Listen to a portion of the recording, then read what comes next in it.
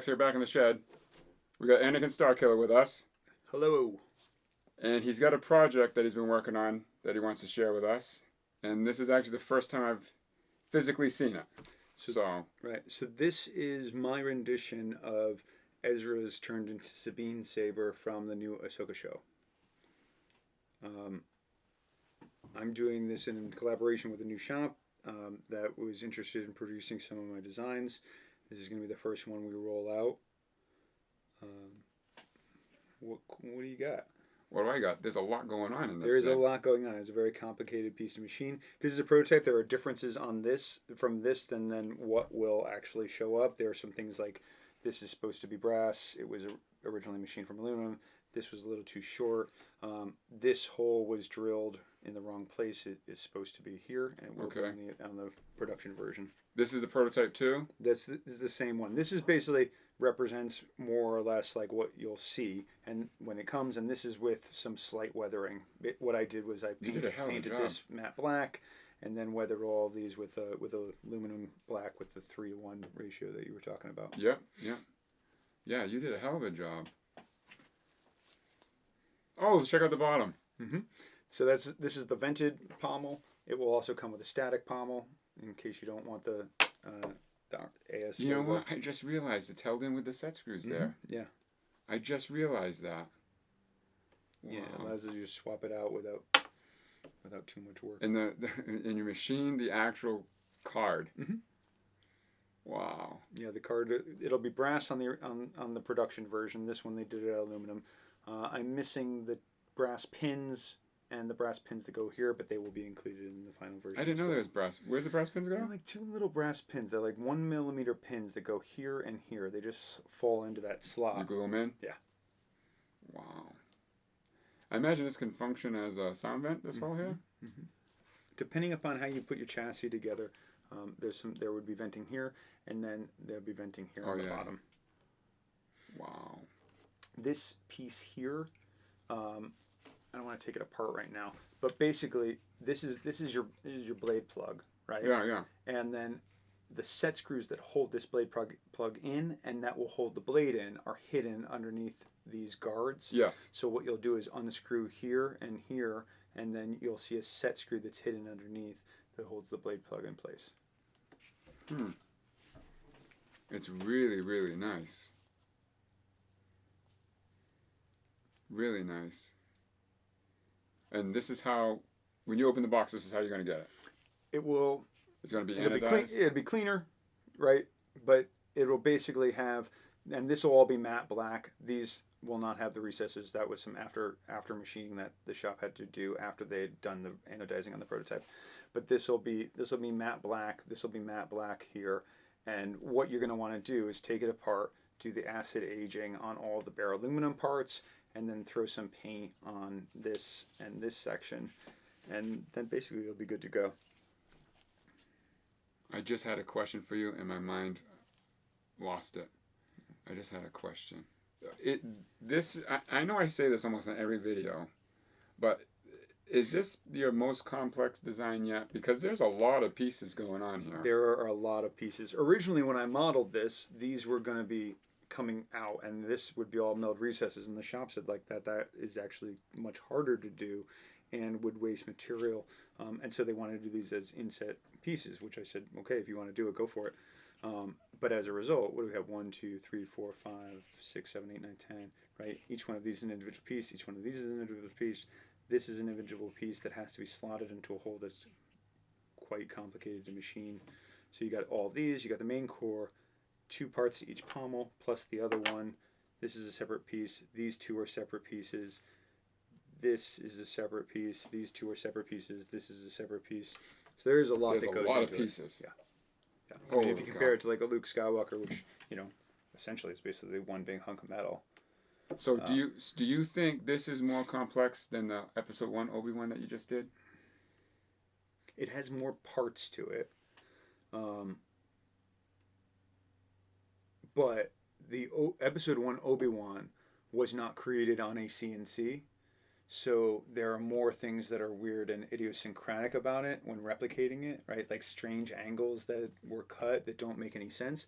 Whereas this was or when they were producing these for the show, you can tell that they designed it in CAD and then had it CNC machined in order to produce it. So like once you know one of these, they're all going to be consistent. Whereas something like on the Obi-Wan, if you're hand machining, each one of these would be a different width, and to properly replicate it, you would want to replicate all of that weirdness.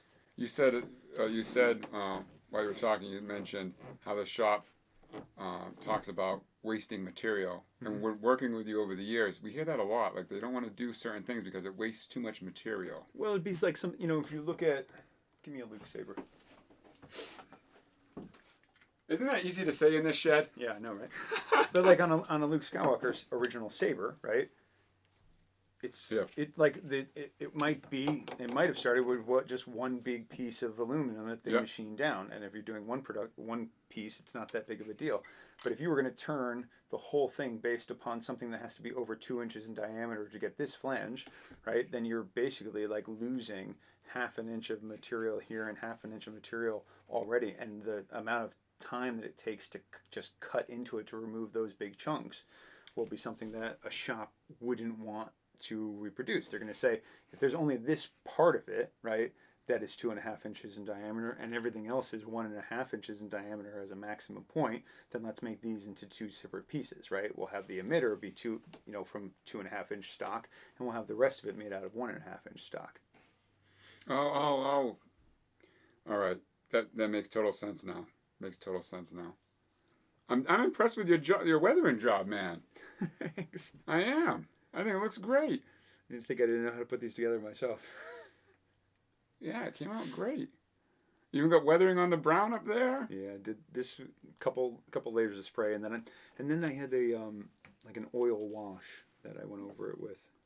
So dirty it up a little bit. So does this have any sentimental value to you, this saber? Is that why you chose to do it first, or just a challenge? I liked Ezra as a character. I thought that Ezra was going to be using it in the new show. Turns out figured too. He doesn't. Spoilers, right? But it's the biggest. It's the story of the new Ahsoka show, right? Like finding Ezra and like the legacy of Rebels. So it was exciting. I liked Ezra's saber when it debuted in Clone Wars, in some ways because it took so many cues from Obi-Wan's saber design-wise, right? And so I appreciated the way in which it was connecting back to the original trilogy and characters that were my favorite. And then I found it interesting thinking about how to interpret a animated saber onto the big screen, right? Because like some people might have said, well, whatever your 3D model is for the Clone Wars show, just make one of those out of aluminum and call it a day. But to me, that would look like a cartoon, right? And so what I liked about the design work that they did on the Ahsoka show is they didn't just take the Path of Least Resistance and produce a direct copy of Ezra's saber, but they sort of went through the thought of, okay, if you look at the props from Revenge of the Sith or from the A New Hope movie, right? There's a translation process that goes from film to animation, right? Yeah. The thing that Anakin is using in the Clone Wars or Obi-Wan is using in Clone Wars is a very, dumbed down version of like their real life props that were used in the original production of the films. So I like that when they were going the opposite direction, going from animation to live action, they added detail to it and they like interpreted things in sort of interesting ways to try to make it feel real rather than just, a literalized 3D print of a cartoon saber. Mm. And so when I saw the design choices that they'd made, it made me want to replicate it.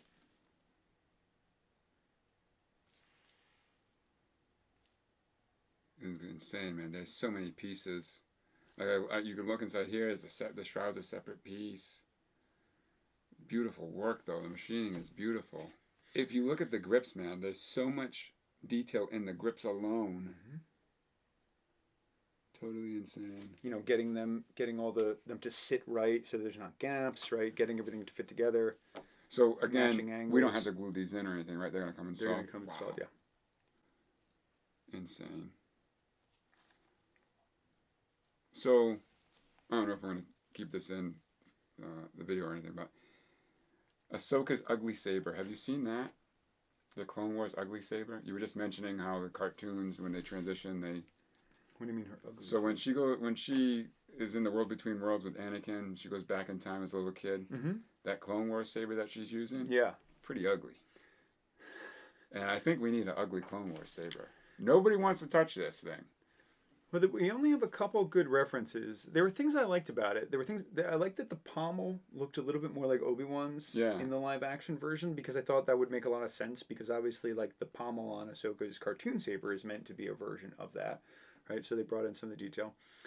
There were things like, in the Clone Wars, instead of having the bunny ears, right, which come from the bulb retention handle on the Graflex, on the Clone Wars, there was only sort of one part sticking out of each side, but when they literalized it in Ahsoka, they made two, which was sort of weird. They look like they added something that looks quite a bit like a Graflex button to it, right? To try to tie it in with like the visual language of the original show or of the original movies, right? Now, when do you think you'll have these in stock? Again, they're being machined now. I contacted the shop 2 days ago and asked for an update. I haven't heard anything back because it's the weekend. I sent it to them after everything was closed on Friday. But I'll probably have a better answer for you in the next day or two. I'll probably be able to throw it up here on the screen. Are you thinking this will launch before Christmas too? Are you trying to? That's what I'm hoping to do. I want to have the perfect cast. I want to have these in my shop with enough time so that people can order them. And there's one more thing too where we got to show. What's the one more thing? The pommel. Oh, the pommels. Yep, the pommels definitely will be up before Christmas because I have all of them. Yeah. And so that's just a matter of me repackaging them, packaging and listening. These I have to wait for delivery from China, so it depends upon when they get shipped over here. Wow. And how long that process takes. I know I say this every time, but man, you really outdone yourself. Your modeling skills have been like. This required a big jump in my modeling skills to put everything together, and I learned to use fusion in ways that I did not know how to do for. So if for no other reason, this is a special saber to me because it's something that I would not have been able to design a year ago, and now I can, and so I'm excited by having, picking up those skills and going through a learning process. I want to know when you find the time to learn this stuff. Full-time job, going to school, dad. When the hell do you find the time to learn how to do the fusion stuff? When I can't sleep late at night, basically. I got a kid right now hanging out with me, and he does fusion. So I'm like, hey, I'm working on some props with him, and I said, you want to pay me back? Teach me how to use fusion. There's not as steep of a learning curve. Getting to level 2 on fusion, just getting started takes a little bit. But then once you're at the place where you're like, I can draw a box, then it moves real quick. I don't know, Starkiller. I have a hard time with technology. Hell, I was at Comic-Con last weekend and I never tapped the card to pay. Mm-hmm. And I couldn't figure out how to tap the card to pay. The lady at I was trying to buy some drinks and she was giving me a hard time because I didn't know how to tap the machine to pay. Are you confessing to everybody that you didn't pay for your drinks at Comic-Con and you owe them a bunch of money? No. Scratch that. But yeah, I'm not tech savvy. So. I'll show you how it breaks down. This part sort of unscrews for the install. This and this are a separate piece. So if you unscrew this section here and then the 2 screws under here, it'll come apart, right? This and this are one piece. And then the pommel is a separate piece, and the pommel cubes are a separate piece that unscrew with those set screws. So as for activation, we could probably sand this card down to get it to rock. Yeah, I would say what I would do for activation, right, is either sand this down and then put tack switches underneath so you can work it, or you could probably install something here where you sort of glue this into place and then widen up the threads so that this can move up and down. I think those are 2 straightforward options for electronics. Yeah, incredible job, man. My hat's off to you. Thanks. Everyone gets more and more detailed. Well, the props get more and more detailed. Yeah. The stuff that they're producing for the new shows. I couldn't believe it. They were incredibly. When they were revealed that was a Comic-Con? Yeah. When those things were revealed at Comic-Con, I said, holy cow. And you can see me on the RPF mentioning how much detail is in those things. Yeah. It's insane. Especially when, they're starting from scratch. Yeah. It's not just cobbled together found parts, and it's not sort of an overly simplified, production run. They're putting a lot of work into every one of these props sort of looking like it has a history and a story, and they're world building with all of the toys that they're swinging around on set. It seriously surprised me because in the past we've seen them using store-bought or vendors, fan-made products, and this is all from scratch. Yeah. So it surprised me. Well, I appreciate you bringing this up here and revealing it. So your best bet is to make sure that you're subscribed and hit the notification bell. I'll update everybody with when this will be coming out to AtStarsEnd.com. So again, I want to thank you all for watching. Keep an eye out for the next video, and most importantly, be kind to one another. This is Haloax. Starkiller out. Starkiller out.